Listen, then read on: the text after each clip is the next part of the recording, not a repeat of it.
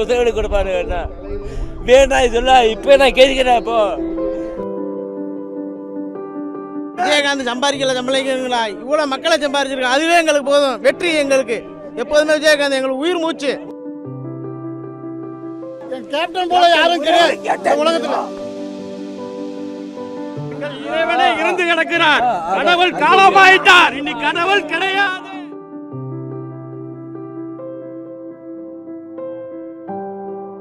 வரீங்களா என்ன வர மாட்டீங்களா? என் தலைவனே போட்டாதீங்க.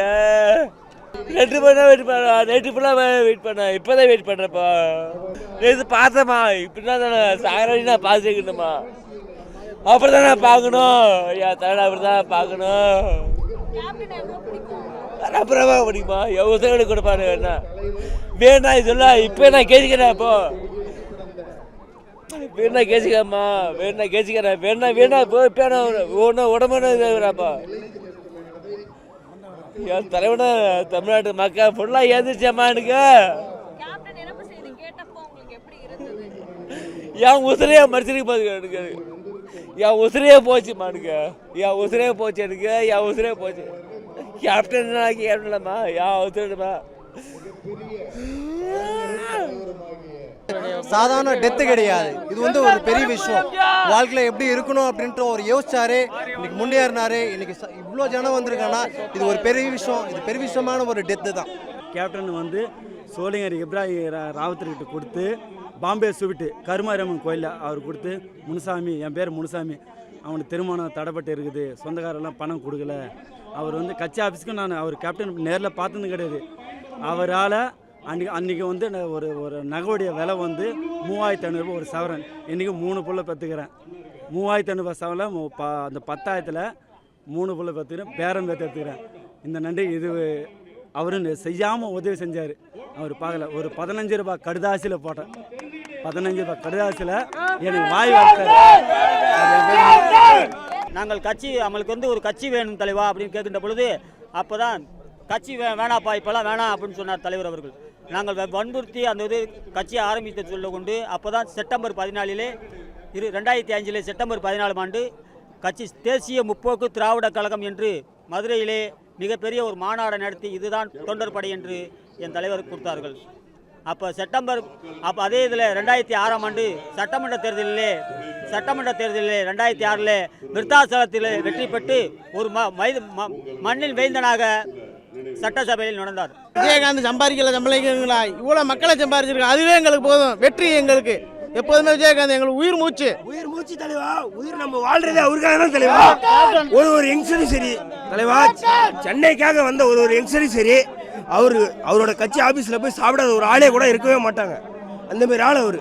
ரமணா படத்தில் கேப்டன் சொன்னார், என்னுடைய மறைவுக்கு பிறகு எந்த ஒரு அசம்பாதமும் நடக்கக்கூடாதுன்னு சொன்னார். அதே மாதிரி இன்றைக்கு உண்மையாக நடந்து கொண்டிருக்காங்க. வந்து யாருமே என் கேப்டன் போல யாரும் கிடையாது உலகத்துல. என் கேப்டன் போல யாரும் கிடையாது. ஒரே ஒரு கேப்டன் சார்ந்து அடையணும். அனைத்து மக்களையும் சமமா நினைச்ச ஒரே ஆள் யாருன்னு கேட்டீங்கன்னா இவருதான். பார்த்துருக்கேன். கடைசியா இப்போ ஒரு செயற்கோள் மீட்டிங் ஒன்று நடந்துச்சு, அதுல பார்த்தோம். கடைசியா பார்த்து அழுவாத ஒரு ஆள் இருக்கவே மாட்டாங்க. அந்த மாதிரி ஆள் அவரு. எல்லாருமே சமமா நினைச்ச ஒரு ஆள். அம்பேத்கர், பெரியார், கார்ல் மார்க்ஸ் நிறைய பேர் இருக்காங்க. அவரை தாண்டி அவர் வழியில வந்த ஒரு ஆள் இவர் ஒரு ஆள் தான். இறைவனே இருந்து கிடக்கிறார், கடவுள் காலமாயிட்டார், இனி கடவுள் கிடையாது, கடவுள் கிடையாது.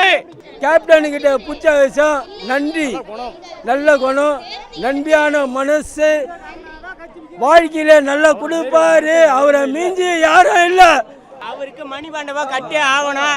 இந்த அரசாங்கம் தலைவர் கேப்டன் அவர்களுக்கு மணிமண்டபம் கட்டி ஆகணும். மணிமண்டபம் கட்டி ஆகணும். தேசிய முற்போக்கு திராவிட கழகத்தினுடைய நிறுவன தலைவர் மட்டும் இல்ல, இந்த உலகெங்கும் வாழும் தமிழனுடைய வாழ்வாதாரம் மிக்கக்கூடிய ஒரு மாமனிதர். அனைத்து பெண்களுக்கும் நாட்டு கண்கள் என்ற ஒரு நிலையில் பெண்களுக்காக வாழ்ந்தக்கூடிய ஒரு மாமனிதர். சினிமாவிலும் சரி, நிஜ வாழ்க்கையிலும் சரி, அவருடைய வாழ்க்கை என்பது எதிலையும் எழுத முடியாத ஒரு சரித்திரம். அதுபோல எங்கள் தலைவர் அவருடைய இழப்பு எங்களால் ஈடுகட்ட முடியாத ஒரு செயல்பாடு. அரசியல் தலைவர்லயே இந்த மாதிரி எங்கள் தலைவர் வந்து இறந்துட்டாரு. ஆனால் ஒரு சின்ன பிரச்சனை இல்லாமல் எங்கள் தலைவரை பார்க்குறோம் பண்ணணும், அந்த கட்டுக்கோப்பா எங்களை வச்சுட்டு போயிருக்காரு. அது கேப்டன் செத்தாக ஒரு அண்ணன் தம்பி அழுவலாம், ஒரு ஊரே ஒரு உலகமே அழுகுதுன்னா இந்த ஒரு ஆளுக்கு மட்டும்தான். எம்ஜிஆருக்கு அடுத்தது இந்த ஒரு ஆள் மட்டும்தான். இதுக்கப்புறம் நாங்க அழு போறதும் இல்ல. எங்க மண்ணு எங்க கேப்டன் கூட மண்ணுக்கு போற வரைக்கும் நாங்க வந்து கேப்டனுக்காக தான் இருப்போம், கேப்டனுக்காக தான் இருப்போம். அப்பயே வந்தாலும் உயிரோட இருக்கும்போது நீங்க எடுத்து வந்தீங்கன்னா எவ்வளவு நீங்க செஞ்சீங்க, நல்லது நடந்திருக்கும்.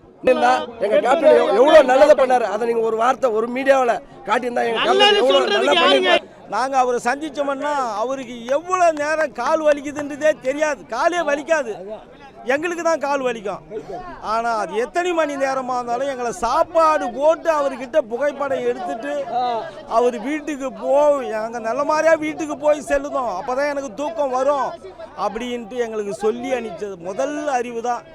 இதற்கு பிறகு எங்கள் தலைவர் கூட வாழ்ந்த காலம் எப்படியோ அதுபோல தான் இன்று இதுக்கு மேலே நாங்கள் வாழ போகிற காலங்கள் இருக்கும். இருந்தாலும் இந்த தீவித்திடையில் தமிழக அரசு ஏற்பாடு செய்து கொடுத்ததுக்கு எனது மனமார்ந்த நன்றியை மாண்புமிகு முதலமைச்சர் திரு ஸ்டாலின் ஐயா அவர்களுக்கு தெரிவித்துக் கொள்கிறேன். அம்மா எங்கள் அந்நியாரும் சரி எங்கள் தலைவரும் சரி எல்லாருமே ராஜேந்திரான்னு அழைக்கக்கூடிய ஆள். நான் வந்து அதில் வந்து நான் வந்து அவர் செல்ல பிள்ளையாக அவர் செல்ல தம்பியாக தான் வளர்ந்து இது நாங்கள் கடைசி முறை பார்ப்பது இல்லை.